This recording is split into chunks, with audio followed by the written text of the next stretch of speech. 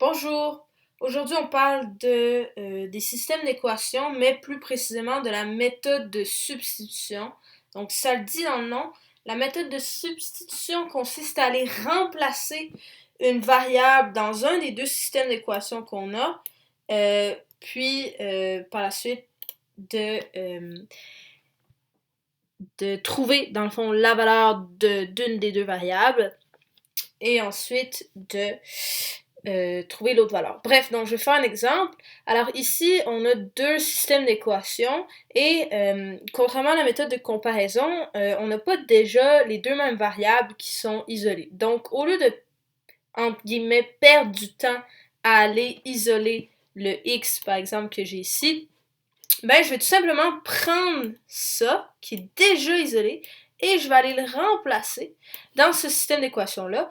Puis je vais pouvoir trouver à ce moment-là la valeur du y et par la suite la valeur du x. Alors c'est ce que je vais faire. Je vais faire 40 fois la valeur de mon x, qui en fait y moins 2, plus 10y, qui est égal à 20. À ce moment-là, on remarque qu'on se retrouve avec seulement une seule variable qui apparaît, c'est le y.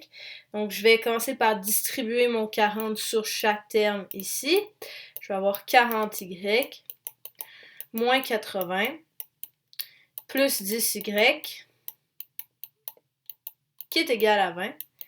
Et je vais envoyer mes y d'un côté et mes valeurs fixes de l'autre. Donc ici, j'ai 40 plus 10y, je vais les laisser. Donc je vais avoir 50y qui est égal à, je vais envoyer mon 80 de l'autre côté, donc je vais faire plus 80. Je me retrouve avec 100. Et donc, y, c'est égal à 100 divisé par 50. Et ça nous donne 2. Donc si je sais que la valeur de mon y, c'est 2, maintenant, il reste à aller chercher la valeur de mon x. J'ai déjà un des deux systèmes d'équations où mon x est isolé, c'est lui qu'on a utilisé au départ. Donc, x, c'est égal à y moins 2. Et ça, c'est 2 moins 2. Et ça me donne 0. Donc, en réalité, si je voulais trouver le point d'intersection entre deux fonctions, par exemple, ben, j'aurais un point 0.